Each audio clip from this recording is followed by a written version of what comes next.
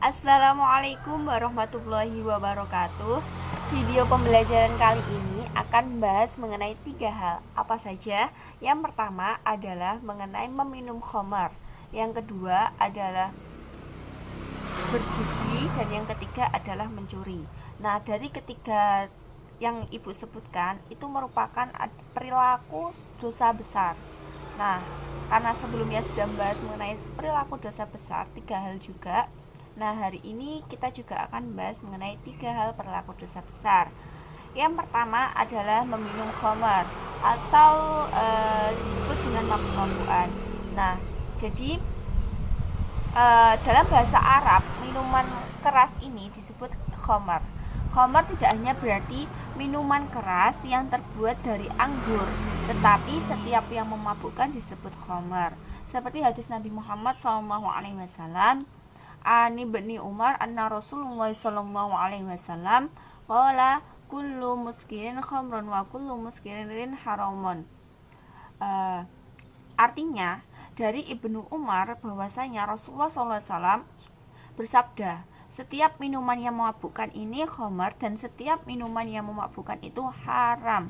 Hadis riwayat Muslim. Mabuk-mabukan selain merupakan perilaku tercela juga menjadi pintu gerbang masuknya kejahatan lainnya.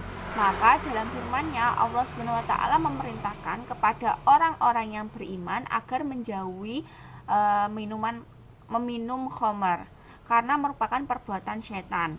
Nah, hal tersebut terdapat dalam Quran surat Al-Maidah ayat 90 yang bunyinya Bismillahirrahmanirrahim. Ya ayyuhalladzina amanu innamal khamru wal maisiru wal anshabu wal azlamu rizqum min amali syaitan wajtanibu la'allakum tuflihun. Artinya, hai orang-orang yang beriman, sesungguhnya minuman khamar, berjudi, untuk berhala, mengadu nasib dengan anak panah adalah perbuatan keji, termasuk perbuatan syaitan. Maka jauhilah perbuatan-perbuatan itu agar kamu mendapat keberuntungan. Quran surat Al-Maidah ayat 90. Allah sudah menaskan, alangkah baiknya kita mengikuti aturan yang diperintahkan oleh Allah SWT. Lalu dampak positif menghindari mabuk-mabukan ini ada beberapa hal. Yang pertama adalah terhindar dari penyakit yang disebabkan minuman keras. Kita tahu yang kita minum, yang kita hirup, yang kita hisap secara berlebihan yang bisa membuat mabuk, salah satunya adalah khamar. Nah, di dalam kandungan khamar ini terdapat yang tidak menyehatkan tubuh, otomatis akan menimbulkan banyak sekali penyakit. Terus yang kedua adalah terhindar dari kejahatan akibat minuman keras. Nah, contohnya ya, ketika si A ini mabuk, terus otomatis terus jalan pulang, ada cewek cantik lewat. Nah, misal yang mabuk ini cowok ya, otomatis dia lupa ingatan dan melakukan perbuatan yang tidak senonoh oleh perempuan yang cantik yang lewat tadi, entah itu memperkosa dan lain sebagainya. Terus yang ketiga adalah mampu berpikir positif. Ketika seseorang sudah tidak minum khamar, maksudnya sudah menjauhi memabuk-mabukan, otomatis pikirannya itu positif thinking terus, tidak berpikiran negatif karena sehat akalnya. Yang keempat adalah keamanan dan ketertiban masyarakat terjamin. Tentu saja ya, karena kenyamanan, keamanan, dan ketertiban masyarakat itu akan menjadi terganggu apabila seseorang atau banyak orang itu melakukan mabuk-mabukan. Karena mabuk-mabukan atau meminum khamar itu akan membuat gaduh ataupun ricuh. Pembahasan yang kedua mengenai berjudi. Dalam bahasa Arab, judi disebut dengan al-maisir atau la'bu al-maisir. Al-maisir berarti mudah, maksudnya mengambil harta orang lain dengan mudah tanpa susah payah. Atau yasaro berarti merampas harta temannya. Atau dengan kata lain, suatu transaksi antara dua belah pihak atau lebih yang mana satu pihak diuntungkan dan pihak lain dirugikan. Sedangkan dalam Kamus Besar Bahasa Indonesia, berjudi mempertaruhkan sejumlah uang atau harta dan permainan tebakan berdasarkan kebetulan dengan tujuan mendapatkan sejumlah uang atau harta yang lebih besar daripada jumlah uang atau harta semula. Nah, ya kalian tahu lah ya bagaimana praktek judi yang beredar di masyarakat kita di negara Indonesia. Semisal ada permainan banyak sekali macam-macam bentuknya, contohnya adalah dadu atau kartu. Nah, terus kartu itu beberapa orang main, terus ngasih uang sebagai taruhan, terus nanti yang menang mendapatkan uang tersebut, berarti yang kalah itu tidak mendapatkan, seperti itu. Nah, itu disebut judi. Dalam perkembangannya, judi itu memiliki berbagai ragam bentuk. Meskipun demikian, hukumannya tetap sama, yaitu haram, meskipun bentuk dan ragamnya berbeda-beda. Nah, contoh dari perbuatan judi misalnya ada beberapa hal. Yang pertama adalah dadu atau dalam bahasa Arab an-narod, sebuah permainan yang berasal dari Persia. Terus yang kedua adalah lotre, yang dalam bahasa Arab disebut al-khimar, maksudnya adalah saling menggadaikan barang, yang menang bertambah dan yang kalah berkurang. Yang ketiga adalah sambung ayam, yaitu kegiatan mengadu keberanian ayam jago atau jantan dengan sebuah taruhan. Nah, ini seringkali ada di lingkungan masyarakat, mungkin di masyarakat pedesaan seringkali mengadu domba ayam, melakukan sambung ayam seperti itu. Jadi ayamnya yang menang, ayamnya yang kuat, tidak terkalahkan dengan ayam-ayam lain. Nah, itu berarti menang dan pemilik ayam tersebut mendapatkan uang dari hasil taruhan sambung ayam. Terus yang keempat adalah judi kartu, yaitu permainan judi dengan menggunakan kartu untuk mengetahui siapa yang menang dan siapa yang kalah. Ya, yang sudah Ibu jelaskan yang tadi ya. Lalu dalam berjudi hukumnya sama dengan perilaku dosa besar yang lainnya, yaitu haram, seperti halnya mabuk-mabukan.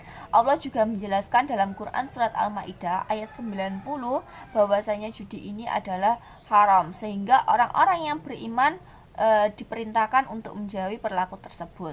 Lalu bagaimana dampak positif menghindari berjudi? Nah, ada beberapa hal, diantaranya yang pertama adalah akan lebih bekerja dengan penuh tanggung jawab. Jadi ketika dia dia tidak berjudi, dia memiliki harta, maka dia akan berusaha untuk lebih kerja keras untuk mendapatkan harta secara halal. Jadi dia tanggung jawab akan pekerjaannya seperti itu. Yang kedua adalah kebutuhan keluarga akan lebih tercukupi, terutama dalam hal perekonomian, karena harta yang gunakan sesuai dengan kebutuhan yang diperlukan. Ya, karena otomatis ya orang yang berjudi itu buang-buang waktu, buang-buang tenaga, buang-buang uang, terutama buang-buang harta. Karena apa? Ketika mereka kalah, otomatis kan mereka akan kehilangan hartanya. Sedangkan ketika uang tersebut digunakan untuk mencukupi kebutuhan keluarganya, maka itu akan jauh lebih berkah, dan Allah pasti akan ganti dengan yang lebih banyak lagi. Terus yang ketiga adalah melatih diri untuk bersyukur dengan rezeki yang diberikan Allah SWT.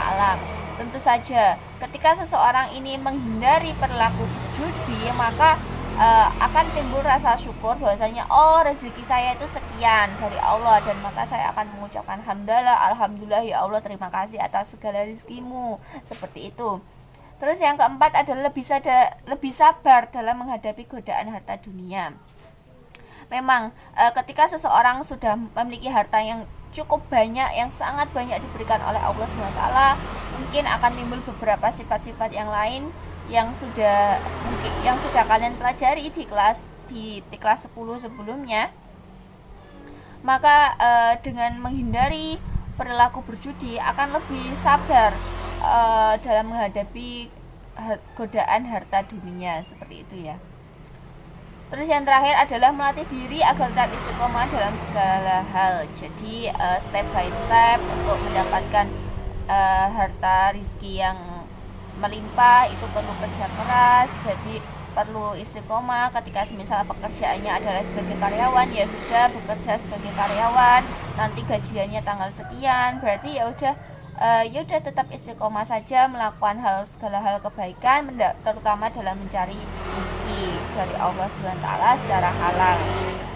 Video pembahasan yang ketiga mengenai mencuri. Menurut Kamus Bahasa Indonesia, mencuri adalah mengambil milik orang lain tanpa sepengetahuan atau atas izin orang yang memiliki barang tersebut. Dan biasanya pengambilan tersebut dengan cara sembunyi-sembunyi. Dalam bahasa Arab, mencuri berasal dari kata saraka yasriku, dan orang yang melakukan pencurian disebut syarikun. Nah, secara terminologi, mencuri diartikan mengambil hak milik orang lain yang bukan miliknya yang dilakukan dengan sembunyi-sembunyi tanpa sepengetahuan pemiliknya. Mencuri termasuk dalam dosa besar dan hukumnya adalah haram. Seseorang tidak beriman ketika dia melakukan pencurian, seperti hadis Rasulullah SAW yang artinya, tidaklah beriman seorang pezina ketika ia sedang berzina, tidaklah beriman seorang peminum ketika dia sedang minum, dan tidaklah beriman seorang pencuri ketika ia sedang mencuri. Hadis riwayat Al-Bukhari. Hukuman mencuri dalam Islam seperti firman Allah SWT yang terdapat dalam Quran surat Al-Maidah ayat 38 yang bunyinya Bismillahirrahmanirrahim. Wassariqu wassariqatu faqta'u aydiyahuma jazaa'an bima kasaban nakalam minallah wallahu azizun hakim, yang artinya, laki-laki yang mencuri dan perempuan yang mencuri, potonglah keduanya sebagai pembalasan bagi apa yang mereka kerjakan dan sebagai siksaan dari Allah. Dan Allah Maha Perkasa lagi Maha Bijaksana. Quran Surat Al-Maidah ayat 38. Sudah jelas, mencuri adalah perilaku dosa besar dan hukumannya adalah haram, sebagaimana firman Allah yang sudah Ibu sebutkan tadi. Lalu bagaimana dampak positif menghindari mencuri? Ketika seseorang ini sudah tidak melakukan pencurian, tidak pernah mencuri, maka akan menimbulkan dampak positif bagi dirinya. Yang pertama adalah meningkatkan rasa syukur kepada Allah SWT atas nikmat yang diberikan. Karena merasa cukup atas rezeki yang diberikan oleh Allah, maka seseorang itu tidak perlu mencuri karena mereka sudah bersyukur atas rezeki yang telah diberikan, entah itu sedikit ataupun banyak. Ya sudahlah, rezeki yang Allah berikan itu ya wis nikmat ngoten lho rasanya. Yang kedua adalah menghindarkan diri dari sifat malas, karena mencuri memperoleh harta dengan cepat tetapi haram hukumnya. Jadi ketika seseorang ini mencuri, ya sebelumnya mohon maaf ya, ketika seorang A mencuri handphone milik temannya. Nah, karena dia ingin mempunyai handphone seperti yang dimiliki temannya, ya udah dia mencuri aja, terus uang nanti handphonenya dijual, dibelikan handphone yang baru sama seperti handphone milik temannya tersebut. Nah, karena dia sudah mencuri, otomatis kan dalam dirinya itu timbul sifat malas ngoten loh. Sifat malas karena ya wis pengen punya cepat, barang cepat, pengen punya harta secara cepat dan tidak mau bekerja keras. Nah, yang ketiga adalah meningkatkan semangat dalam bekerja. Tentu saja ya, orang yang tidak mencuri pasti mereka jauh lebih semangat dalam bekerja karena merasa usahanya itu ya ada kan ya, meskipun ya mencuri itu pasti berusaha, para pencuri itu pasti berusaha untuk mencuri, tapi beda dengan orang yang bekerja, entah itu semisal tukang becak. Nah, karena dia tukang becak cari penumpang dulu, ngayu sepedanya dari jarak yang diinginkan penumpang. Nah, itu semangatnya itu timbul, beda dengan pencuri. Ya ketika ada barang kok kelihatan nggak ada pemiliknya, kok sibuk dengan kegiatan aktivitas lain, ya kita curi aja gitu kan. Jadi tidak ada semangat dalam dirinya untuk bekerja keras.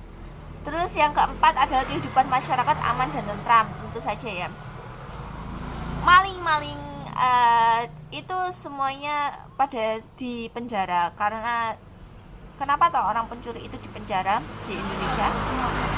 Nah, karena kan intinya adanya polisi itu untuk meningkatkan keamanan dan ketertiban dalam masyarakat. Karena mencuri ini membuat gaduh, membuat risau warga masyarakat, tentu saja pencurinya itu akan dimasukkan dalam penjara. Jadi masyarakatnya itu menjadi aman dan tentram. Dan yang terakhir adalah menjaga nama baik keluarga dari perbuatan negatif mencuri. Yang tadi Ibu sebutkan ya, ketika seseorang ketahuan mencuri dan dilaporkan ke polisi, otomatis kan akan mencoreng nama baik keluarganya pencuri tersebut. Jadi alangkah baiknya tidak melakukan perbuatan perilaku dosa besar, entah itu mencuri, berjudi maupun meminum khamar. Cukup sekian video pembelajaran kali ini, semoga bermanfaat. Kurang lebihnya mohon maaf. Wabillahi taufiq wal hidayah. Wassalamualaikum warahmatullahi wabarakatuh. Sampai jumpa di video berikutnya. Dadah.